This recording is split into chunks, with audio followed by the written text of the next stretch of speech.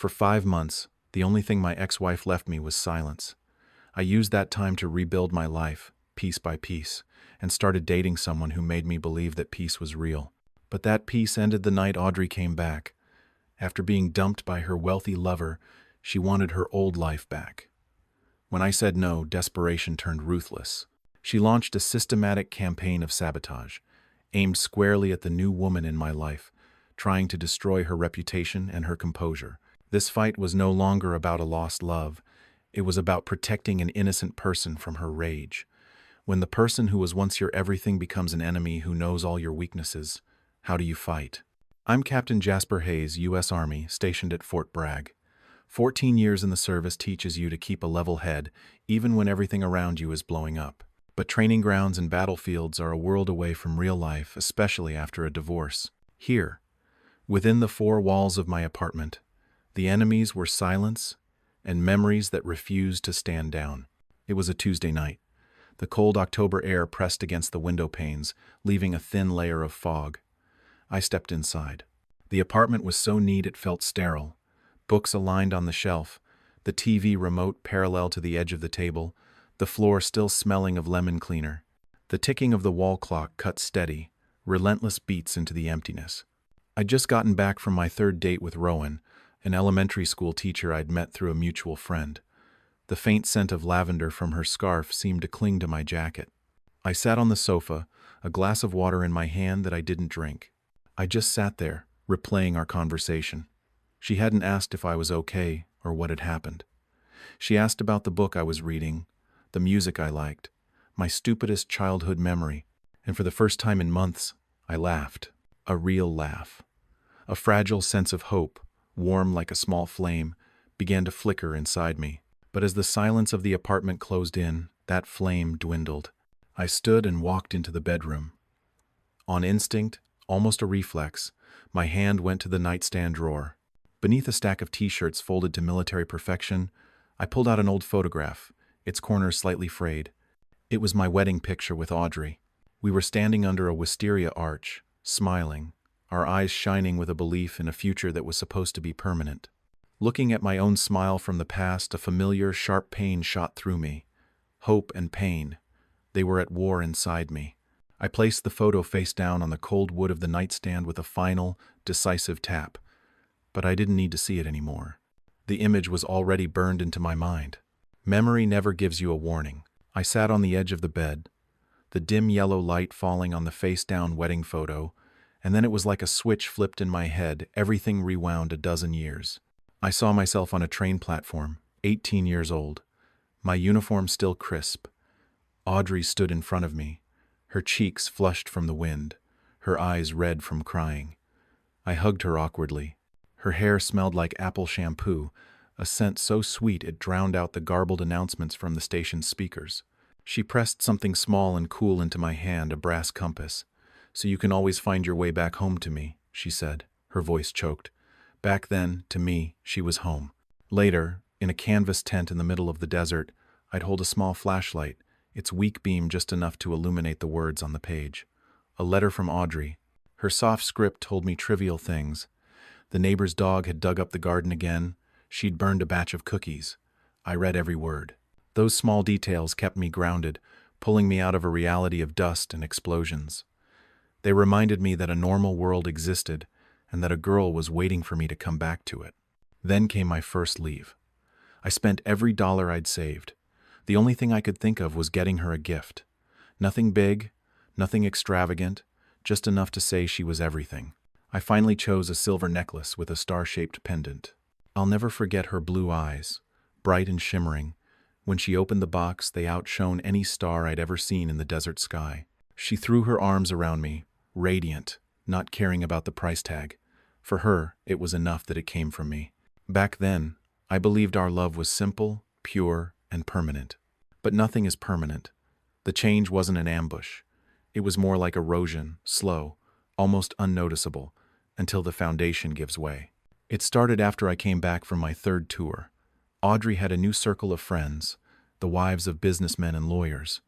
Her stories began to change. Instead of talking about the book she was reading, she'd talk about Jennifer's new handbag, Todd's new car. "Must be nice," she'd say casually, her eyes fixed on a fashion magazine. Her complaints about my deployments changed too. They used to be filled with longing. Now they were tinged with resentment. "I had to go to another event alone," she'd say, a sharp edge to her voice. Those kinds of comparisons became more frequent. I still believed that as long as we had each other, the superficial things didn't matter. So, when I had a short leave, I planned a camping trip to the Blue Ridge Mountains, where we'd had our first date. I packed the tent and gear, picturing us by a campfire, under the stars, just like before. I thought it would bring back the memories, bring us closer. But Audrey just looked at me and gave a faint, tired smile. "Camping, Jaws? We're not in college anymore. Why don't we go to a luxury resort by the ocean?" I gave in. We went to the beach. But for the entire trip, Audrey was practically glued to her phone. She spent her time by the pool taking perfect photos for social media, then complaining about the weak Wi-Fi signal. I was sitting right next to her, but I felt 1,000 miles away. We were in the same place, but we were no longer together. Then, that night, everything exploded. An argument over money. Audrey wanted me to buy her an expensive watch, and I refused. She stood up, her eyes flashing. "Don't you get it, Jas?" she yelled. "It's not just a watch. It's an image, a status. Sometimes I feel like I'm stuck with some grunt with no ambition." Grunt. The word hit me like a physical blow. I'd faced live fire, stared death in the face, but I'd never felt a wound that sharp. That night we lay in the same bed, but we each faced a different wall. The space between our bodies was only a few inches, but the distance felt wider than an ocean. I realized the compass she'd given me all those years ago must be broken. We were lost. In the months that followed, I tried to find our way back. I thought maybe the physical distance was the problem. I suggested we move to a new city together after my next deployment. A fresh start. She agreed, but the indifference in her voice should have been a warning. I ignored it. I clung to the hope that time and effort could repair the cracks. And then, my mission ended 2 days early. I drove all night, stopping for nothing, fueled by black coffee and the thought of a new beginning. A bouquet of red roses, her favorite, sat on the passenger seat.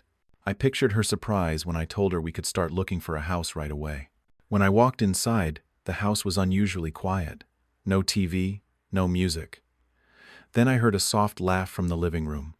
It wasn't hers alone. She was sitting there, on our sofa, pouring a glass of wine for Julian Croft, a man I only knew from a few social gatherings. Julian's hand was resting on her knee, far too comfortably. They stopped when they saw me. Neither of them looked surprised. The bouquet of roses slipped from my hand, the petals bruising on the floor. "Audrey?" My voice was barely a whisper. She set her wine glass down. "You're home early." Her tone was flat, as if I were a guest who'd arrived at an inconvenient time. I tried. I asked about our vows, about the 12 years we'd had, about all the letters, all the promises. "It meant something," she replied, her voice cold. "But people change, Joss." "I've changed." I stood there, the blood draining from my face, a ringing in my ears. The room started to spin. All those years, all those memories, gone in an instant. She moved out that weekend.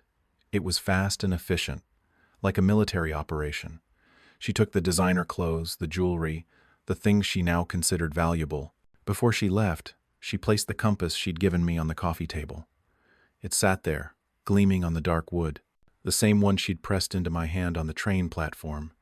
Now it lay abandoned, cold. I picked it up. The needle still trembled, pointing north. But my home was gone, back in the present, my apartment. The smell of garlic and basil from the half-cooked pasta filled the air. The sound of my knife chopping vegetables on the cutting board was the only sound. I was getting used to cooking for one. The doorbell rang, sudden and out of place. I wasn't expecting anyone. Rowan had a late class, and my friends knew not to show up unannounced. I wiped my hands on a towel and went to the door. And there she was. Audrey. She looked different. Still the same blonde hair, the same blue eyes, but something was missing. The radiant confidence from before was replaced by a weariness that even her heavy makeup couldn't hide.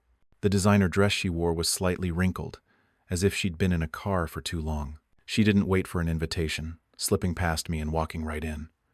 Her handbag landed on the sofa with a soft thud. "You're still living like this?" she asked, glancing around with a judgmental air. "So plain." I closed the door, slowly. My entire body went on high alert, a soldier's reflex. I stood between her and the rest of my apartment. My safe space had just been breached. She either didn't notice my tension or chose to ignore it.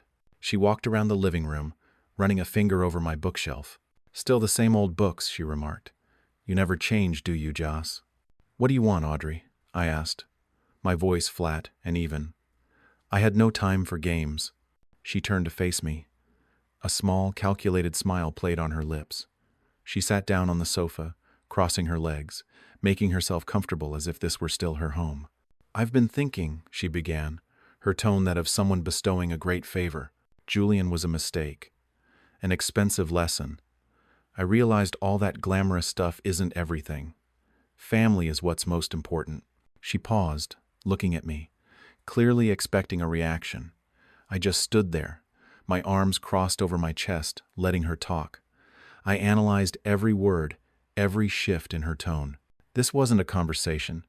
This was reconnaissance, and she was looking for a weakness. My silence seemed to make her impatient.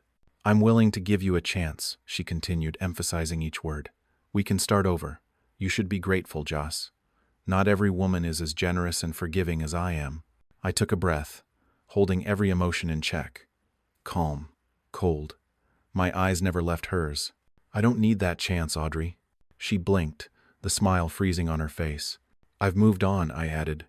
"I'm seeing someone else." The smirk on Audrey's face vanished. It was replaced by undisguised shock, which quickly morphed into a quiet, simmering rage. Her eyes narrowed. "Someone else?" she repeated, her voice laced with contempt. "Who? Let me guess. Some simple small-town girl who's happy with this boring life. Someone who'll never challenge you? Never demand that you be better?" "She has nothing to do with this," I said, my voice hardening.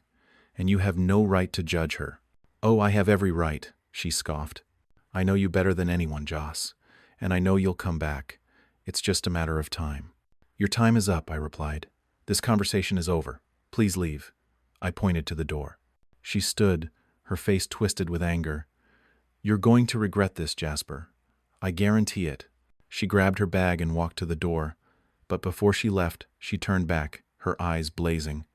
"Let's see how long she lasts." The door slammed shut, but her threat hung in the air.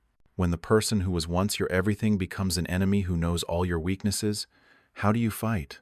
Audrey's threat wasn't an empty one. She began her campaign almost immediately, executed with the precision of a military strike. The target, Rowan. First came the digital assault. Rowan received a message from an anonymous Instagram account. Inside was a curated collection of old photos of Audrey and me.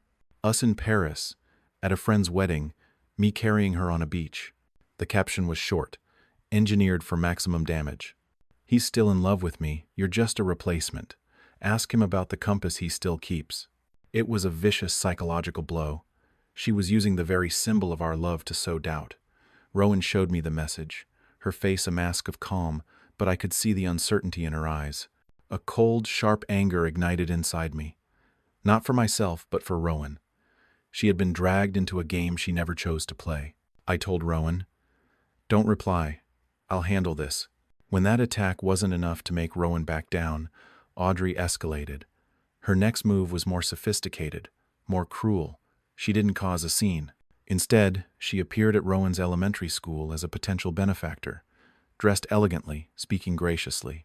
I found out from Rowan's call that night, her voice filled more with bewilderment than fear.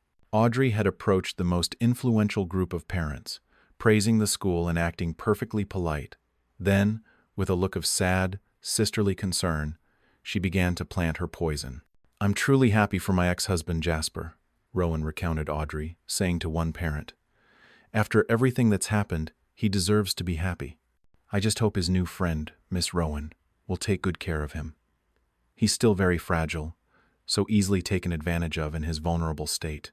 She never made an accusation. She only expressed concern. But the message had been delivered. Rowan was an opportunist, preying on a broken man. The whispers started, the sideways glances. This attack left no physical scars.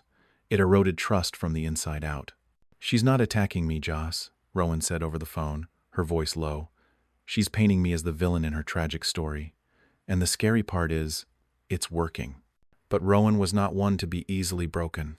The next morning she told me what she'd done. She didn't confront the parents individually. Instead, at the weekly staff meeting, she stood up calmly. "Colleagues," she began, her voice steady, "I'm aware there may be some rumors circulating regarding my personal life. I only want to affirm that my professionalism and my commitment to our students always come first. I believe our educational environment is built on truth and respect. Thank you for your time." She didn't defend herself, didn't explain. She drew a line with her own dignity. As I listened to her, my anger began to mix with admiration. I wasn't fighting to save a victim. I was fighting to protect a partner. That's when my anger truly solidified. Not a hot, explosive rage, but a cold, focused resolve. Audrey had crossed a line. She wasn't just targeting me. She was trying to destroy the reputation, career, and peace of an innocent woman. I had tried to disengage, but she had forced my hand. This war was no longer about my past. It was about protecting my present and my future. That night, I didn't sleep. I opened my laptop and created a new file, naming it Operation Audrey. I started documenting everything: screenshots of the Instagram messages, the time of Rowan's distressed call, the names of the parents Audrey had approached. Every action would be scheduled, every response controlled. The anger wasn't chaos, it was fuel. And I knew eventually she would pay for every game she played. I arranged to meet Audrey at a neutral location, a coffee shop, public, well-lit, no room for drama. She arrived 5 minutes late, a small move to assert control. I didn't greet her. As she sat down, I placed a small object on the table between us, the old brass compass. "This is the last piece of you left in my life," I said, my voice calm and final. She stared at it, a flicker of surprise in her eyes. "I'm here to say this once," I continued, looking directly at her. "You made the choice to walk out of my life, Audrey. Now, keep walking. Leave Rowan alone." "You have no right to tell me what to do," she scoffed. I didn't argue. I quietly took out my phone, opened an audio file, and placed it on the table, sliding it gently toward her. I hit play. A familiar voice filled the space, Audrey's voice, gloating to someone over the phone. "Of course it's working. All you have to do is play the victim. That small-town schoolteacher won't know what hit her. Let's see how long she lasts." The smirk on Audrey's face froze, then vanished. The color drained from her cheeks. I stopped the recording before it finished. "That's just one small file in a folder I've named Operation Audrey," I said, my voice as cold and flat as steel. "It contains screenshots of your Instagram messages, a log of anonymous calls, and a list of the parents you approached. It's enough for a restraining order. And maybe, just maybe, enough to interest Julian Croft's lawyers in the kind of person their client is associating with." I looked straight into her eyes, where panic was now clearly visible. "This isn't a warning, Audrey," I said distinctly. "This is a final briefing. Get out of our lives." The controlled, unyielding force in my gaze seemed to finally break through. For the first time, I saw fear in her eyes instead of anger. She realized she had completely lost control. She said nothing, just grabbed her handbag and left. That evening, I went to see Rowan. I didn't hold anything back. I told her the entire story, from the compass to my final warning. "I told you because you deserve to know the truth," I said, "and I'll understand if this is all too much." I had given her an out, even though the thought of it tightened my chest. Rowan was quiet for a long moment, looking out the window. Then she turned, came over, and placed her hand on my cheek. "I believe you, Jas, not her," she said, her voice firm. "Everyone has a past. What matters is how we face it now." A few weeks later, my apartment felt different. The air was no longer cold. We were putting books on a shelf together, and Rowan's laughter filled the silence. I took the box of Audrey's old mementos from the closet. I looked at our wedding photo one last time, not with pain, but with acceptance. I calmly placed it in the box, along with the old letters. "It's done," I said, closing the box and putting it on the highest shelf in the closet. The past was packed away. Rowan smiled and handed me a small cactus in a pot. "Something green for the apartment," she said. We set the plant on the windowsill. A simple gesture, but it was enough to signal that this was a new beginning to live, to grow, and to move forward. The late afternoon sun streamed in, filling the room with a warm golden light. It wasn't a perfect storybook ending. It was a start built on honesty, trust, and a peace I had fought to reclaim.